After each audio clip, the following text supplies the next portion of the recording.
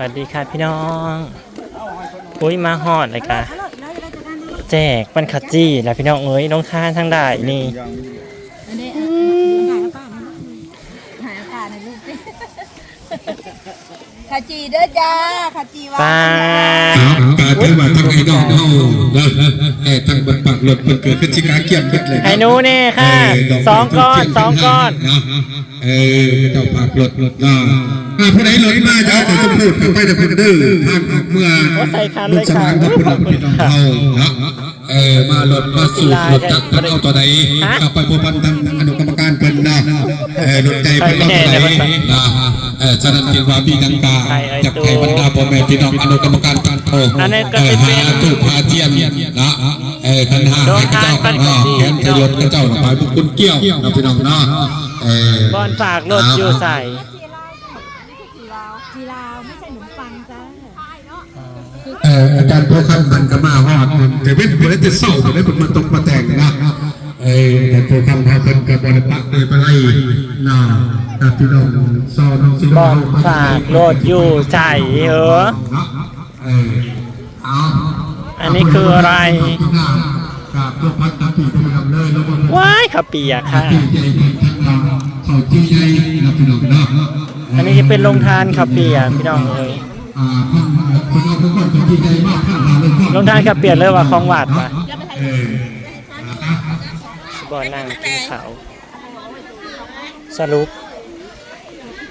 5 บอลจอดโหลดก่อนเพราะยังบ่มีบอลจอด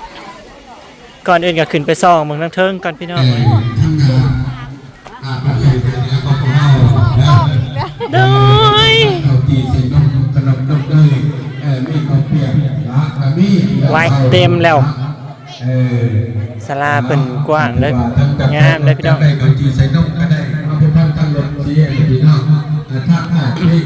อันนี้คืออะไรแอมเพย์ว้าย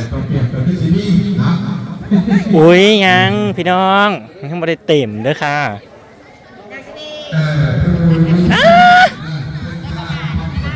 มาแหละยังบ่ทันมาฮอดจองอยู่นี่บ่มากับไผเด็กสองคนได้กี่จักมากแต่ปังไปแต่โหสิชวนย่ามากกับบ่ชวนเนาะแล้วอยู่นาโทรหากันตัวอุ้ยป้าคนละใช้โทรศัพท์สันบอก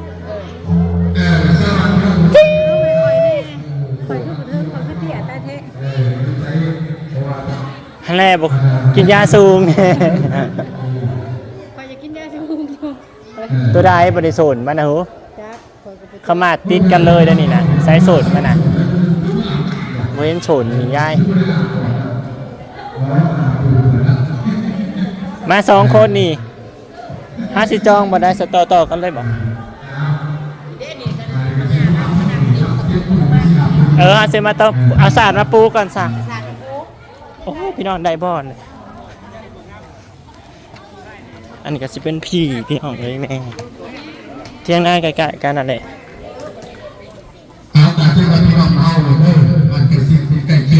เอาเครื่องก่อนเข้าก็ได้แล้วก็45เอารถไปฝากไว้อยู่บอนได้ปะบอนฝากรถอยู่ใส่ยังงงอยู่นี่งามเปล่านี่ก่อน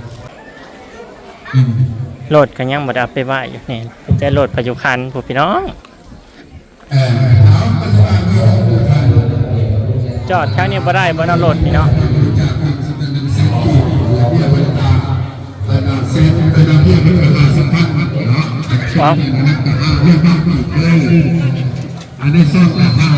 เอาข้าวเปียกแน่สบายดีพี่น้องแม่มาผู้เดียวนี่แหละอีแม่กับน้องยังบ่ทันมาอีแม่เรามาบ่ได้ดอกค่ายะอันละยันบาทพวกเก่าทีเดียวบอกเพชรกระดาษคันสิวันว่าแนวอื่นกับจักสิว่าได้ตอบได้เห็นเนาะ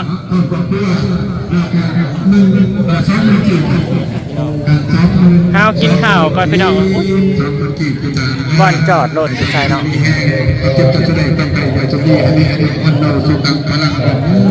อันนี้ก็จะเป็นโซนกับข่าวนะพี่น้องเดี๋ยวยกไปไหวก็จะเข้ามาแย่งมันกันจะเป็นกับข่าวแรงมันนี่เป็นยังคือกินข่าวพี่น้องตอนนี้บ่อนให้กินข่าว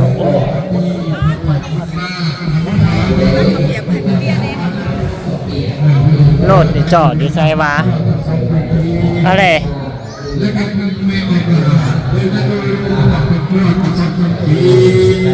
ไปถามบอลเพื่อนอนาดดีกว่า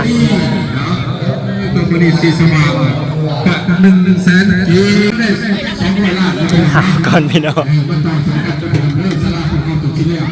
ไปปูบอลมาที่จองบอลไหวกันมียาย2 ยายเดี๋ยวเป็นมาปูตัดทางก่อนเนาะซื้อไว้ลงมาเอาสาขึ้นไปเพราะว่าเป็นปูตัดระบบเป็นยานดอกทางคาสิหานางบอลใหม่กินข้าวเปียกก่อนอาหารแรงมันนี่พี่น้องเขาใส่สูทขาวเจ้าของไม่ได้ใส่สูทขาวใส่มาอยู่แต่ว่ามันหนาวก็เลยใส่แขนยาวเนาะแขนยาวทับไว้ตอนนี้น้องสลากก็มาฮอดแล้วอันขึ้นไปหานางก่อนบ่วะกินเข่าก่อนบ่วะปลาเข่าวันนี้ก่อนสิย่างขึ้นไปหาทำแม่กับน้องสลากก่อนก็สิบ่ได้กินเข่าดอกมันนี่รถนะฮะสิจอดทางใดดียังบ่รู้เสียมาจอดอยู่วันนี้เลยใกล้ๆกันนี่เพิ่นน่าจะให้จอดอยู่นี่ฟัง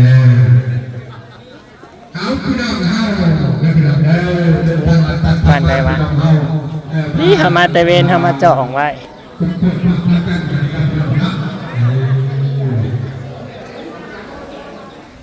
โอ้ยปูเพื่อนแน่ปูเพื่อนเอ้ยมาแน่เอ้ยมา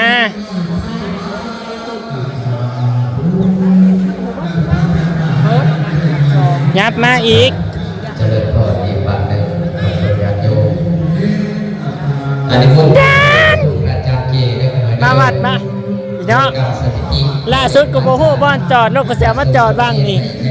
เขาสมโพธิอยู่นะเขาหมา อาจารย์เป็น อยู่ทางไหน อันนี้คุณทางอาจารย์เก๋ได้ไหมเด้อเป็นพระลาดีนะครับ มีรถจักรอยู่มันมีรถจักรอยู่ เจ้ากระเป๋ายักษ์ใหญ่เขาเผาที่หันแล้วเขากระสมโพธิ เดี๋ยวกูแซวรถไปสนะไว้อันมึงสิไปไสกูตักก๋วยเตี๋ยวไว้อยู่ในโต๊ะแดงกูไม่ได้กินซ้ำ สถานที่เด้อหาของราคาก็ได้อีกไม่ได้ไปบอกเด้อเถื่อนเงากินข้าวไหมเป็นทาย กูเนี้ยขึ้นไปรถบ้านนั่นแหละแต่ผู้ได้มาหอดจอดถึงได้จากทำประทานอาหารอาจจะเดินพรกับท่านท่านเด้อกินข้าวแล้วซีเนียท่านเต่าจีแล้วก็มีท่านเต่าเตี่ยผู้ได้เปิดท่านอะไรนะประทานคันหนูคันค่ะไม่หนูเนี่ยคันขอบคุณค่ะ เดินกระไห้ท่านเดินทางสู่การแสดงพี่น้องไปกินข้าวก่อนพ่อประธานซ้อมเรื่องคือการมาเทศแต่ถ้าเรียนก็คือในทางสู่การเพื่อการที่จะอยู่หัวมากับพายายมากับอันน่ะเขาแม่พัน2 คนบอกมาจากคน3ที่บันไดเขามาน้ำล้างเขาจะขี่รถจักรจะมารถใหญ่ขี่รถใหญ่แล้วยังจะพูมาพร้อมจะพูแต่มาที่เช้าก็มาคือกันถ้ากันได้ปูบอลแล้วหนูมากินข้าวนี่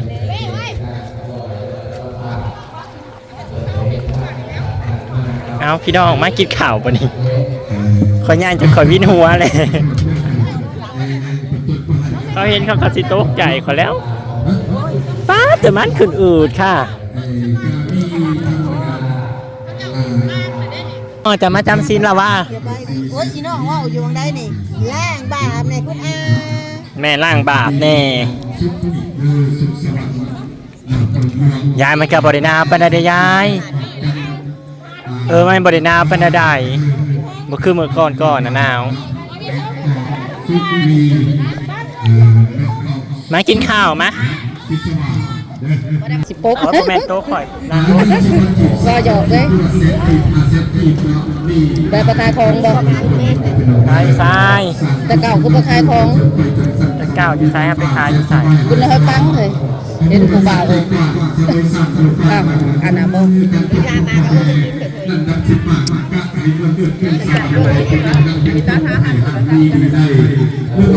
ถ้ากินอาจจะลดเป็น มันบ่ได้ยินกัน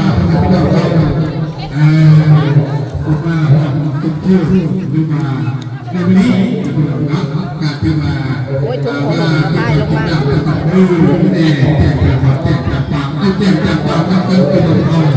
พี่ไอ้กี่ตู้เรามา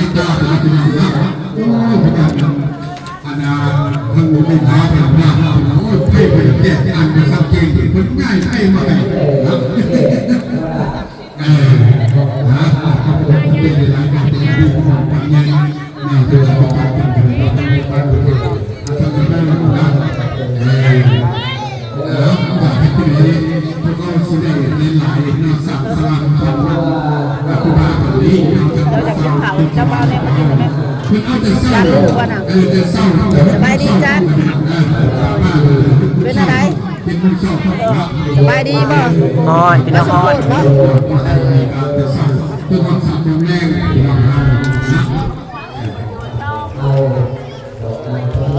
แล้วก็มีออกเสียงเนาะทางสีสว่างของเราเป็นสองคนจีที่ได้แม่เนาะนครนครไทยกับสองคนจีแม่ออกล้างเป็นคนไทยเราล้าง สีสว่าง สีสว่างแล้วก็แม่ออกสอยสีสว่างนี่กันคนละซาบาเลยไปเอาก้อยมาประมาณ10 บาทคือพันบ่50 บาท ไม่ออกเสียงนี่ก็เศร้าทันทีไม่ออกแรกแล้วก็ไปเศร้าทันทีไม่ออกล้างที่สว่างเศร้าบานไม่ออกสร้อยที่สว่าง50 พันทีก็ได้พันพาไปจะได้เข้าสาสาเจ้าประธานจะเดินในบุญสงฆ์สุขประสบเด็จจะต้องได้ในไอ้ดำเต้นมันต่อยอดให้ผู้ว่าแบบไปลงตัวเองเป็นพวกเราว่าก่อนเนาะเลือกจังสิต่อให้แล้ว ให้เปิดคุณจันทุกหลังในทางประจักษ์เก่าอาจจะเป็นแรงนะเปิดทุกหลังในทางประจักษ์เก่าก็ให้เป็นจบกันอยู่ดีนะเป็นตัวเสกดีกว่าให้คุณตั้งคุณเล่าดีนะให้คุณผู้ลงตัวใส่ทางคนทุกคนจะต้องเห็นไม่ได้กับเรื่องตัวล่าสุดเนี่ยมันจะเป็นตัวแทน จะห่อเมื่อเราแดนน้ำลานจะเอารถไปฝากไว้บอนนั้นบอนเป็นหาฝากเอารถไปฝากไว้ก่อนพี่น้องกินแล้วแล้วจะเอารถไปฝากไว้ไปจอดบอนเป็นหาฝากอยู่ทางนอกวัดเนาะเป็นกสิสมโพธิแล้วก็สิถ่ายบรรยากาศทางหน้าให้เบิ่งน้อยหนึ่งเด้อพี่น้องเด้อมาทำบุญถือศีลนำ เหยียบกันเป็นที่ห้ากันเถอะอย่าห้ายกัน คนบ่ลายปานใดพี่น้องเอ้ยเนาะ เอาที่มาคือสิบเป็ดได้ไหมนี่ที่มาภาวนาเบิร์ดคือพุทโธพุทโธพุทโธที่ว่าผู้ใดกสิเนียนสร้างสายังสุขคนบ่ลายปานใดนะ อิติปิโสกับเกียรติเด้ออิติปิโสภะคะวะอะระหัง คนสิฮอดช่องล้ออย่าบอกพี่น้องขึ้นหน่อยเถอะ ไม่มีแต่4 อันมันสิยากกันซะแล้วเนาะไปออกบัดลายนะเอาคุณมาหอดจอดเติมแต่ก็จะเดินพอดยังอยู่ทั้งหน้ามันยังมีเด้อพอชีเมฆขาวเด้อมันมาทั้งดูเต็มเนี่ยคือมาทั้งเทิงต่อยอดต่อ คนก็บ่ลายปานใดสงสัยเพิ่นบ่ทันฮู้เนาะพี่น้องอีกอย่างกัน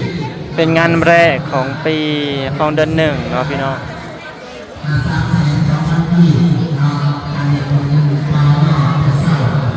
ตอนแรกว่าสินั่งแน่แจ้นะข้างพี่2คนนั่น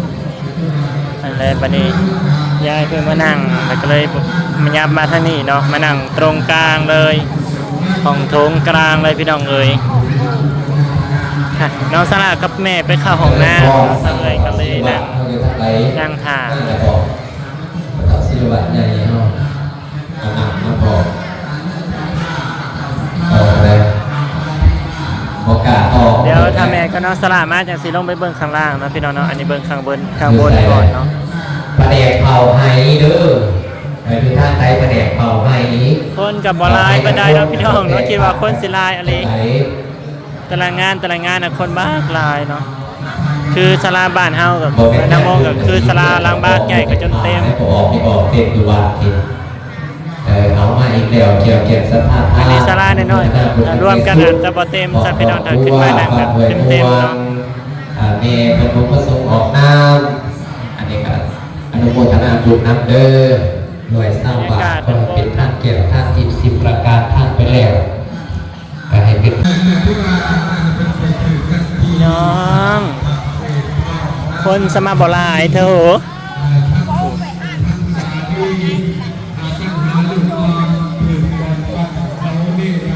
คนคือบ่หลายแท้เบิ่งกว่านี่พื้นที่บ่กว้างๆนะปุ๊บยาวกว้างฮอดปุ๊บแต่ว่าบ่มีคนมานั่งพี่น้องนี่จังไดบ่มีคนมานั่งเลยพี่น้องเอ้ยคือบ่มีคนหูจักนี่แหละว่าเพิ่นเห็นงานสมโพธิค่ะ